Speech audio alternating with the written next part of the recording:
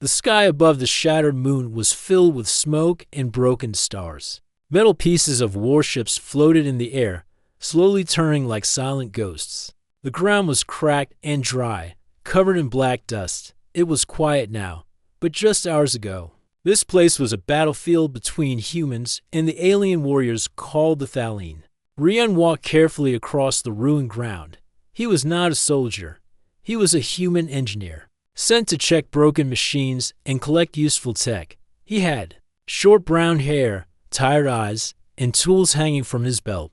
His job was to repair, not to destroy. As he stepped over a bent metal panel, he saw a strange mark on the rock. It looked like a burn, but shaped in a circle. He followed it and found something that made him stop. There was a figure lying in the shadows, a woman in damaged silver armor. Her helmet was broken on one side. Her armor had cuts and burn marks. Her body was still, but her chest moved slowly up and down. She was alive. Rian looked around. No one else was nearby. Carefully, he moved closer. The symbol on her shoulder told him she was Thaleen. They were strong, proud, and dangerous. But she was hurt and alone. He saw sparks coming from her chest armor. It was failing. He spoke softly. "You need help." She did not answer. Her eyes were closed. Rian scanned her armor with his handheld tool. The system was broken. If he did not repair it soon, she would stop breathing.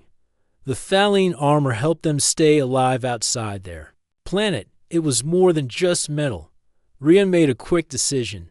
He could not leave her. He pulled a small lifter from his pack, placed it under her body, and started moving toward his shelter. The shelter was built inside a rock cave. Hidden from the sky, Rian brought her in and placed her gently on the workbench. He laid out his tools and scanned her armor again. The chest panel was badly damaged. Sparks flew when he touched it. He opened a small toolkit and reached out to begin repairs. Suddenly, her eyes opened. They were golden and sharp. In 1 second, her hand grabbed his wrist. Her grip was strong, but her arm trembled from weakness. "Be careful, human," she said. Her voice was deep and calm, but there was pain in it. She looked at him with a warning, not fear. Rian did not move. He stayed still and spoke slowly. "You are injured. I can fix your armor. I am not your enemy." Her grip loosened slightly. She looked around and saw the tools, the scanner, and the quiet cave. She blinked once and then let go of his hand. "You are alone here," she said. "Yes," Rian replied. "No soldiers, only me. I repair things." She closed her eyes for a moment, then nodded once. "You may continue," she said. "But do not remove the armor. It is sacred." "I understand," Rian replied. He began working carefully. The armor was advanced and delicate. He had seen Thaleen tech before, but never this close. As he opened the outer layer, he saw the energy core had cracked. A small crystal inside was glowing weakly. He cleaned the area and used a soft tool to reconnect the broken lines. He worked slowly, making sure not to damage anything. She watched him the whole time. "You are skilled," she said. "I have fixed many things," Rian replied. "But never a living suit like this." She said nothing, but her breathing became easier as the systems began to respond. Rian checked the oxygen flow and made small adjustments. As he worked, he asked, "What is your name?" There was silence. Then she said, "Vera. I am commander of Thaleen Strike Wing 3. Rian looked up and nodded. "I'm Rian. Just an engineer from Earth. You picked me up," she said. "You did not take my weapon. I saw someone in danger," he said. That was enough. Vera looked at him with new eyes. Her voice softened slightly. "Thaleen do not accept help easily, but I was not able to fight. That is why I allowed you to touch the armor. I respect your people," Rian said. "Even if we are on different sides." She looked away for a moment, then back at him. "You do not act like the others. You speak with calm." "I speak with truth," Rian said. He finished the repairs and closed the chest plate carefully. The sparks were gone now. The core was stable. He stepped back. "You should feel better soon," he said. Vera sat up slowly. Her body still ached, but her strength was returning. She touched the chest piece and nodded. "You repaired it without breaking its spirit," she said. I did not break what I fix, Ryan replied. She looked at him again, long and silent. Then she said, I owe you my life. Human Ryan shook his head. No debt, just survival outside. The wind began to rise. The stars were still broken above, but inside the cave, two people from two different worlds had taken the first step toward understanding. And it all started when he reached out to repair her chest armor. Inside the rocky cave, silence returned. Vera sat on the edge of the workbench, her silver armor repaired but still scorched in places. The fire in her chest plate no longer sparked, and her breathing was steady. Ryan stood nearby, watching carefully. In case she needed anything, she turned her head slowly and looked at him. Her golden eyes studied every part of his face, like she was still deciding if he was a friend or not. I will not remove my armor, she said firmly. It is a part of me. We do not take it off before outsiders. Ryan nodded. That's fine. I understand. He walked to the small heating unit in the corner and warmed two metal cups of liquid food. It wasn't tasty, but it was full of energy. He offered one to her. She took it without a word, then smelled it carefully before drinking. After the first sip, she lowered the cup. It tastes like melted plastic, she said. Ryan laughed softly. That's what the label says too. She looked at him, and for the first time, her lips moved in something close to a smile. Ryan sat down across from her. What happened out there? Why were you alone? Vera looked at the cave wall. My ship was shot down by a third force. Not yours. Not mine. Pirates. They wanted our energy crystals. Ryan frowned. So we're both in danger then. She nodded. Yes. And they will return. They always come back for what they couldn't steal. Ryan leaned forward. Then we need to move soon. I can pack supplies. But if you're not strong enough to walk, I'm strong enough, she said quickly. She stood up, but her legs shook. She had to grab the edge of the table to stay upright. Ryan didn't laugh or reach out. He waited. Vera took a breath and stood straight. See, I see, he said. But you still need rest. At least for one more night. She sat down again, unwilling to admit he was right. Ryan looked at her armor. I didn't break any seal, but some plates are cracked inside. I can fix them without touching the outer design. You know Thaline armor? She asked. I've seen damaged pieces before, he said. I never repaired one while it was still on the person though. Vera paused. Then you're skilled. I try to be, Ryan replied. I don't like broken things. Machines or people. They sat in silence for a few minutes. The cave walls held the warmth, and the soft hum of Ryan's portable generator was the only sound. Vera looked at him again. Why did you not search my armor for the crystal? I saw it, he said. I knew what it was, but it was yours. She tilted her head. Humans are known for taking what they want, at least. That is what we were taught. I'm not like them, Ryan said. I came here to fix things, not to fight. I got stuck when my shuttle lost power. Now I just survive. Like you. Vera looked at the small firelight dancing on the wall.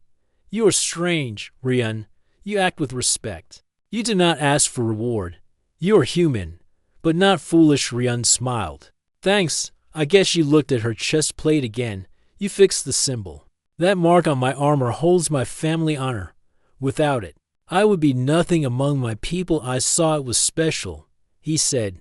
So I used my smallest laser to repair it with care. Vera was quiet. Then she said, I will not forget that. Ryan stood and picked up a scanner. Let me check the armor one more time. I won't touch it. Just scan from here. She gave a small nod. As he scanned the surface, he noticed one part still glowing weakly. This power node is still cracked, he said. If it fails, your whole chest plate could shut down. Can it be repaired?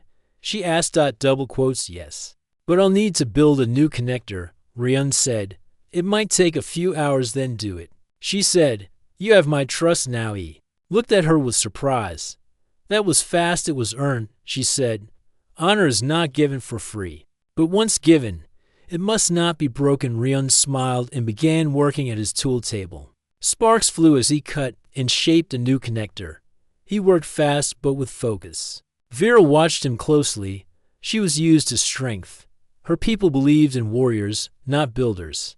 But this human had saved her life not with a weapon, but with hands.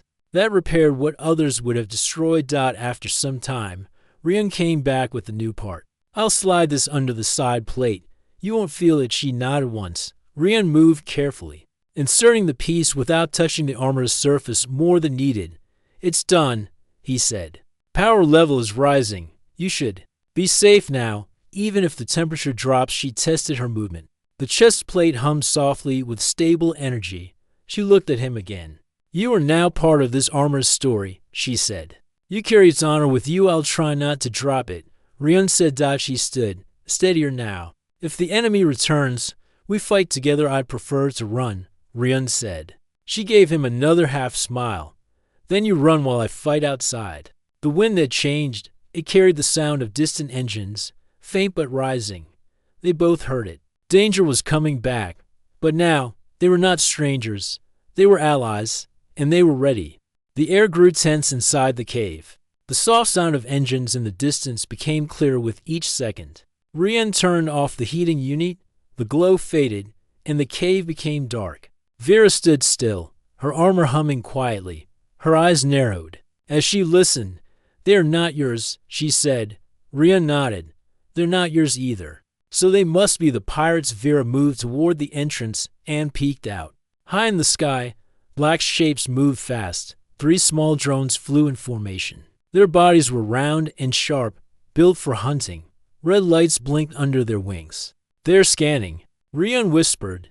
"If they find us, more will follow." Vera stepped back from the entrance. "We must leave." "Now I know a way out," Rian said. "An old tunnel behind the cave. It leads down into the rock." Vera looked at him. "Can you trust it?" "I used it once when the storm hit," he said. "It's narrow, but safe. If we move fast." She nodded. "Then lead. I will cover the back." Rian grabbed his tool bag and emergency light. He pressed a small switch on the wall. A hidden door opened near the back of the cave, showing a rough tunnel with rocky walls and metal supports. They entered quickly. The tunnel sloped downward, cold and dark.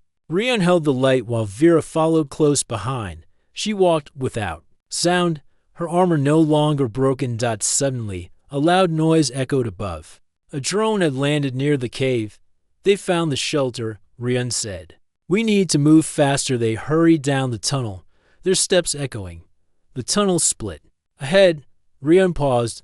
"This way," he said, turning left. "The right side is blocked from last time." Vera followed without question. Behind them, the sound of metal claws tapping on rock began. The drone had entered the tunnel. "They're tracking us," Vera said. "I have a plan," Rian replied. "But we need to get to the lower chamber." After a few more turns, they reached a wider area. Old crates and broken machines were stacked against the walls. Rian ran to a control panel and pulled out wires. "Help me move that crate," he said. Vera pushed the heavy box aside. Underneath it was a small fuel tank, half buried in dust. Rian pulled a wire from his bag. "This is a fuel bomb now." Vera raised an eyebrow. "You build weapons?" "Only when I have to," he said. The tapping sound grew louder. The drone was closer. Rian set the timer, placed the tank near the entrance, and pulled Vera toward the next tunnel. They moved fast. Just as they rounded the corner, a loud blast shook the walls. Dust fell from the ceiling. Pieces of metal flew down the passage.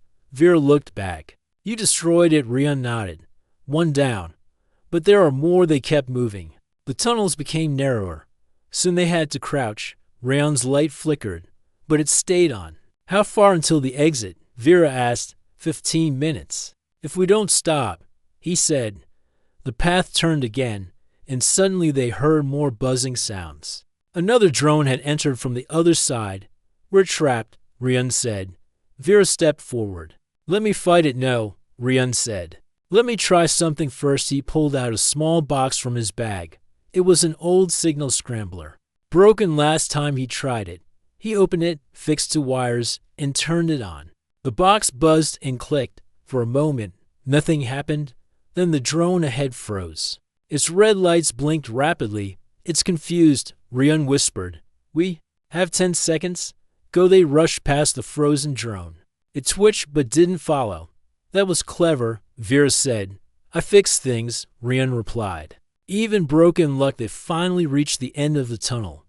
A round metal hatch blocked the way. Rian typed a code into the panel. The door opened with a slow hiss. Fresh air rushed in. They stepped out into a rocky valley. Far from the battlefield, the sky above was clearer here. Stars twinkled in the distance. Rian closed the hatch behind them and set a small trap in case something followed. Vera looked around. Where are we? A forgotten mining site, Rian said. No one comes here now. We should be safe for. A while they sat on the ground, both tired. Rian wiped sweat from his forehead. Vera checked her armor's power. It was holding strong. You saved us, she said. We save each other, Rian replied. Vera looked at the stars. You fight. With tools. Not weapons. I fight to survive, Rian said. She looked at him. We are very different, but I begin to see your strength, he smiled. And I begin to see yours. The night was quiet. No drones, no engines. Only the wind between the rocks. For now, they were safe. But the danger was not over. Something bigger was coming, and they would face it together. The sky above the valley stayed dark, but the stars gave a soft light. Rian sat near a rock wall, making sure the power in his scanner was stable.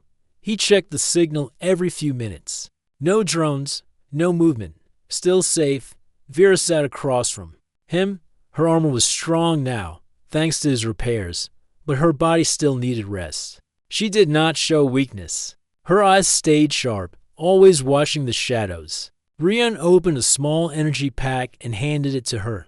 Try this one. It tastes better than the last one. Vera took it, looked at the label, and then took a sip. She paused and nodded once. This one is less bad, Rian smiled. I'll take that as a win. The wind moved gently between the rocks. Rian turned his scanner toward Vera's armor. A soft beep came from the device.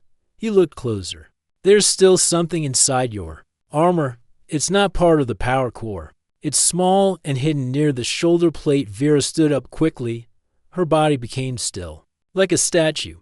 Do not touch it, Rian raised both hands. I didn't, just scanned it. I didn't know it was sensitive. She stepped forward and sat back down slowly. Her face was calm again, but her voice was cold. It is not a weapon. It is part of my family code. A memory crystal. Rian looked at her with interest. A memory crystal? Like a data drive, it holds the voice of my ancestors, she said. Each warrior carries one. It records their path. If I fall, the crystal must return to my people. Rian nodded slowly. That's important. I understand why you protect it. She looked down for a moment. If it breaks, I lose more than honor. I lose the story of who I am. Rian was quiet. He respected things like that. He understood how machines held more than just metal. Sometimes they held feelings, too. After a long pause, Vera spoke again. But there is something else inside this armor. Something you must see. Rian looked confused. What do you mean? She touched a small panel near her wrist and entered a code. A soft light glowed on her chest plate. A circle opened slowly, showing a small core inside. It was clear and bright, like a frozen star. This is a fusion crystal, she said. It gives power to our ships, our armor, and our cities. Rian's eyes widened. Humans have searched for these. Our scientists say they could power whole planets. Yes, she said. But they are rare. Only a few exist, and this one is not mine. I was sent to deliver it to my leaders before the attack. Rian looked at her. So that's why the pirates came. They knew you had it. She nodded. They must have tracked my ship. I failed my mission. Now I carry something both sides want. Rian stood up and began to pace. We can't stay here long. If either side finds you, they'll take it, and they won't care what happens to us. Vera watched him. You could take it now. Run. Trade. It's your people. You would become rich. Rian stopped. I could. But I won't. She looked at him with deep eyes. Why not? Because you trusted me, he said. And I respect what you're doing. It's not just a crystal. It's your mission. Your people need it, not our labs, not our generals. She stood up and walked toward him. Her voice was calm but strong. Then you are unlike any human I have met. I don't want war, Rian said. I just want to fix what's broken, and right now. This galaxy is broken. Vera took the crystal out carefully and placed it in a small energy-safe case. She held it out to Rian. Then hold this for now. If I fall, you must return it, not to the leaders, but to my sister. She will know what to do. Rian took it slowly. The crystal felt warm in his hands, like it was alive. I promise, he said. They sat back down. The stars above them shimmered gently. The wind brought the scent of metal and dust, but it was peaceful here. After a while, Vera asked, "What do humans carry like this? A memory, a mission?" Rian smiled. "Not as elegant, but I do have something." He pulled out a small data chip from his bag. It was scratched but still worked. "This holds the last message from my brother," he said. "He was a pilot, went missing 2 years ago. This is the only thing I have left." Vera leaned closer. "Do you listen to it?" "Sometimes," he said. "When I feel lost." They were quiet again. Two warriors of different kinds, one with a blade, one with a tool, but both carried something worth protecting. Vera looked at him. "You have honor, Rian. You may not wear armor, but you carry something strong inside." He looked up at the stars. "Maybe we're not so different after all." "No," she said. "Just shaped by different stories." That night, they slept in shifts. One kept watch while the other rested. The fusion crystal stayed hidden between them, like a small sun waiting to light something new.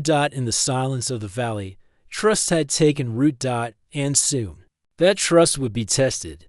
Morning came slowly in the rocky valley. The stars faded as a pale orange light touched the sky. Rian sat near the edge of a high stone ridge, scanning the horizon with tired eyes. His hands held the small energy-safe case that protected the fusion crystal. He turned it over gently in his fingers, as if checking once again that it was real. Behind him, Vera woke from her short rest. Her armor was fully charged. Her movements were quiet and steady. She stood and walked toward Rian. Without saying anything at first, he looked up when he heard her footsteps. Still no signals. "I think the drones moved on for now." Vera nodded. "That will not last long." She sat beside him and looked out over the rocks for a few minutes. They watched the light spread across the sharp hills and broken land. Then, a soft beep came from Rian's scanner. He checked it quickly. A weak signal was reaching them. A Thaline frequency. "Broken but real." "There's a ship nearby," he said. "A Thaline one. Not far from this valley. Maybe 5 hours away if we move fast." Vera leaned closer. Her golden eyes narrowed. "It is one of ours, a scout ship. I know that code." Rian handed her the scanner. "You could contact them. They'll come for you. You can complete your mission." Vera stayed quiet. Her fingers hovered over the scanner but did not press the call button. "What's wrong?" Rian asked. She looked at him. "If I send this signal, it will light up to more than just Thaline. The humans will detect it too. The pirates might also catch it, but they'll come for you first." Rian said. "Yes," she replied, "and you will be captured. Maybe worse." Rian stood up and walked a few steps away. He ran a hand through his hair. "So you have a choice," he said. "Call them and risk everything, or stay hidden and delay your mission." Vera stood too. "I cannot delay. This crystal is needed. It powers more than weapons. It keeps our systems alive on our homeworld." Rian turned toward her. "Then call them. I'll hide. If I get caught, I'll tell them nothing." She looked at him with sharp eyes. "That is not honor. That is sacrifice." "I've made peace with that," he said. "You saved me too. Back in the tunnels, you fought beside me. I owe you no," she said. "We owe each other, and I will not leave you behind." She paced back and forth. Her thoughts were fast. Her hands moved as she spoke. "There is another way. We build a short signal. One burst, not enough for the others to trace. Just enough to tell them where I will be in 3 days." Rian looked uncertain. "You think that will work?" "They are Thaline," she said. "They are trained to find signals through silence." Rian nodded. "And in 3 days, where will you be?" She looked out across the rocks. "There's a ridge to the east, open space for a ship to land. We go there, wait, and fight if needed." Rian breathed deeply. "All right. I'll help you set the beacon." They worked together through the day. Rian connected wires to an old mining relay tower. Vera held the power steady with her suit. They shaped the message with careful timing. Just one strong pulse with the landing location and time. When it was done, Rian stepped back. "Are you ready?" Vera looked at him. Send it. He pressed the button. A sharp light blinked once. Then nothing. The signal was gone, but it had carried their plan. Vera turned away and checked the edge of the valley. "Now we prepare." Rian sat down to rest. "Do you think they'll come?" "They will," she said. "And so will others." He looked at the crystal again. "This small thing might bring fire from the sky." Vera looked at him.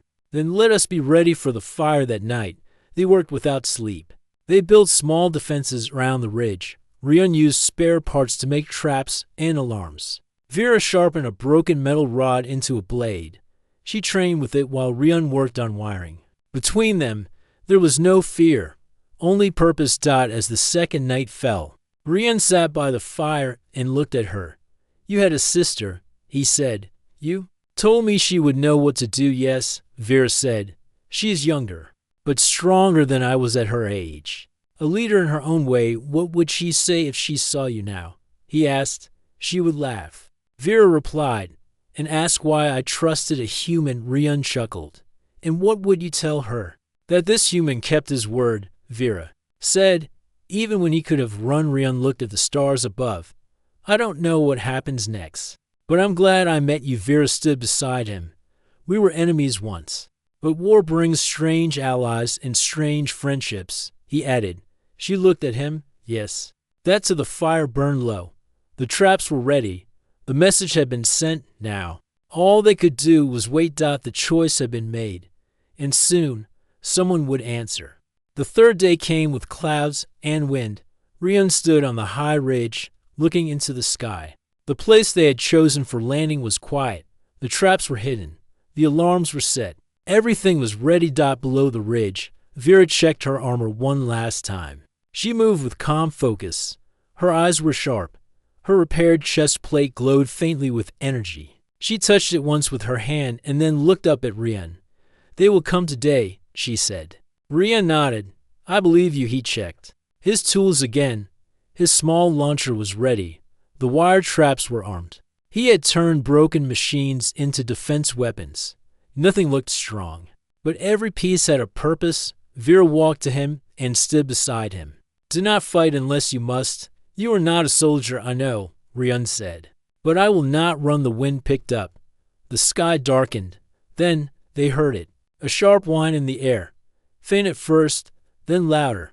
The sound of engines. Rian grabbed his scanner. 2 signals. One large, one small. Vera looked to the west. "The small one is ours.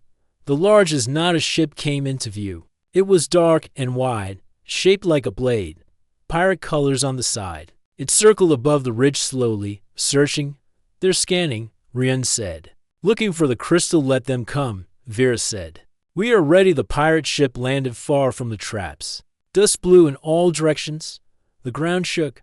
A ramp opened, and 6 armored raiders stepped out. They had strange helmets and glowing weapons. Vera moved forward, standing tall on the edge of the ridge. "You are not welcome here," one of the raiders laughed. "We smell the power, Thaleen. Give us the crystal, and we'll let you live." Rian stood beside her. "You won't find it. Go back." The pirate raised his weapon. "We'll search your bones if we have to." He gave a signal. The raiders moved in. Vera shouted. Now Rian pressed the trigger. A trap wire flew up from the rocks, wrapping around to raiders. Electricity shot through the wire. They dropped out. Another trap burst from the ground. A small fuel tank exploded, sending fire and smoke into the path. One more raider fell back. Injured, Vera jumped down from the ridge, landing hard. Her blade flashed as she moved. One raider charged at her. She blocked his weapon with her arm and knocked him to the ground. Rian stayed up high, firing his small launcher at the pirates. He was careful. Every shot had to count. He hit one in the leg. The raider stumbled and fell, but more were coming. From the sky, another ship appeared, smaller, faster. Vera looked up. "That is ours." The Thaleen scout ship dropped low, sending a shockwave across the ridge. A bright light flashed from under its wings. The remaining pirates turned and ran. The scout ship opened its side doors. Thaleen soldiers jumped out, landing in formation. They wore golden armor and held long energy blades. Vera raised her hand. Stand down. The threat is leaving. The soldiers moved forward carefully. The pirate ship took off, rising fast and fleeing into the clouds. Smoke trails followed it, but it escaped. Rion lowered his launcher. His hands were shaking. He had never been in a real fight before. Vera returned to his side. Her armor was scratched, but she stood strong.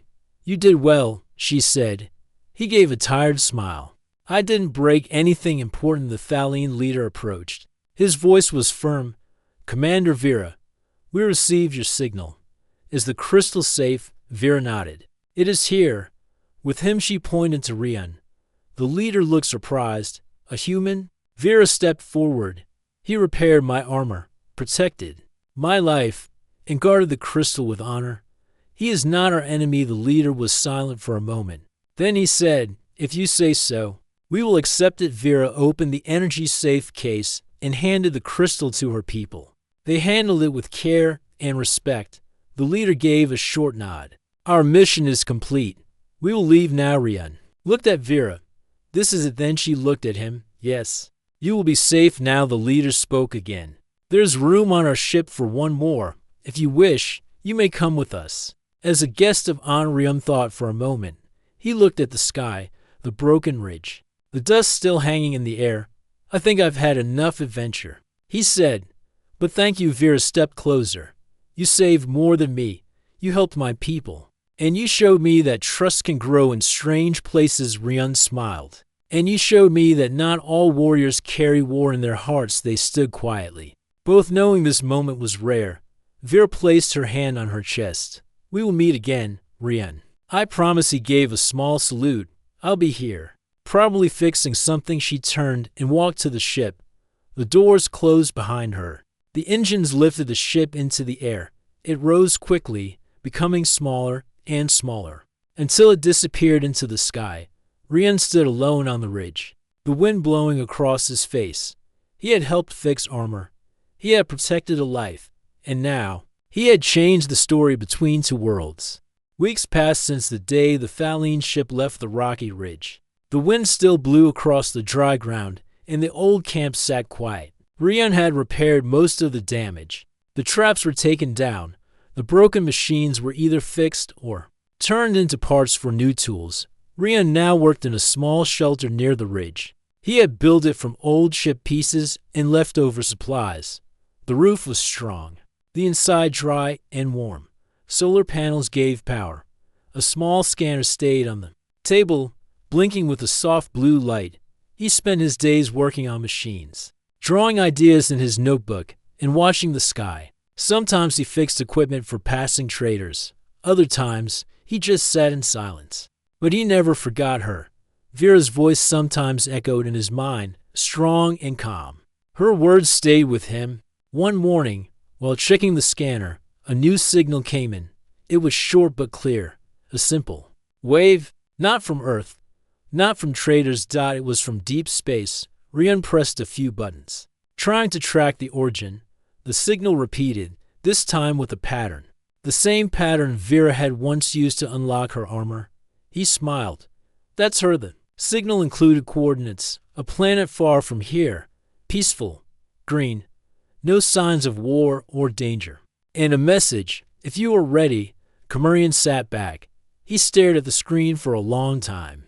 His small ship, hidden behind the ridge, had been untouched. Since the pirates arrived, it still worked.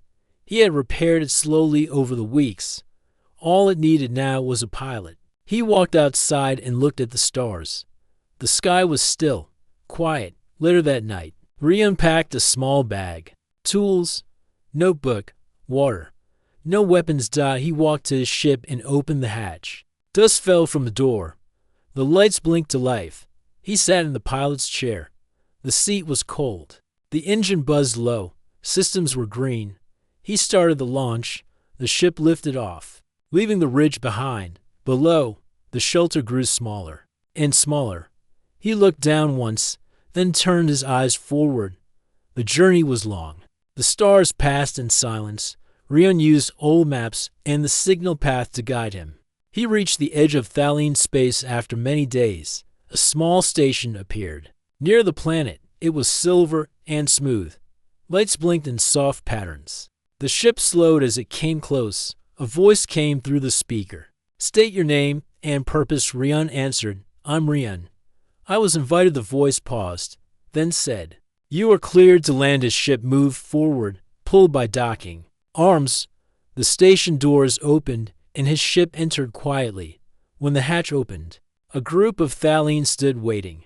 They wore light armor. No weapons. One stepped forward. Her eyes were calm. "You are Rian, the human?" "Yes." He said, "Follow me." He walked through long, bright halls. The station felt alive but peaceful. No sounds of battle. No heavy boots.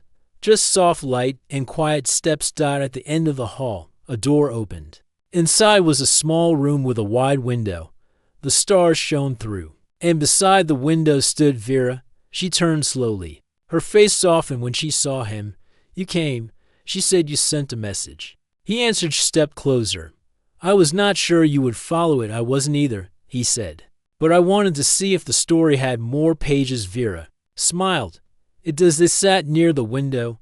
She told him what happened after she left. The pirates were chased off. The crystal was safe. Her people had decided to open new talks with humans.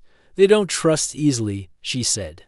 "But they saw what you did, and what we did together." Rian nodded. "Sometimes one story can change many minds." She looked at him.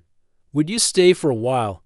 Help us repair old systems? Teach us what humans do with scrap and broken tech." He laughed softly. "That's what I do best." They spent the next few days together. Rian helped the engineers fix long-dead machines. He taught them simple tricks, how to recycle power, how to build with less. And in return, he learned from them, their history, their energy systems, their language. He and Vera worked side by side. Sometimes they spoke, other times they worked in silence. It felt right. One evening, while walking through the station garden, Vera stopped. "There's something more I want to ask." Rian looked at her. "What is it?" "There's a mission, a long one. We want to explore a new system, not just to find resources, but to meet others. With peace." She looked serious. "We want you to come with us." Rian was quiet for a moment. Then he said, "I started this journey fixing a broken armor. Now you're asking me to help fix broken trust between worlds." "Yes," she said, smiled. "Then I'm in." She extended her hand. He took it. That night, the stars outside the station felt closer, and the human who once repaired armor became part of something far bigger. A story not of war, but of understanding. A new chapter had begun.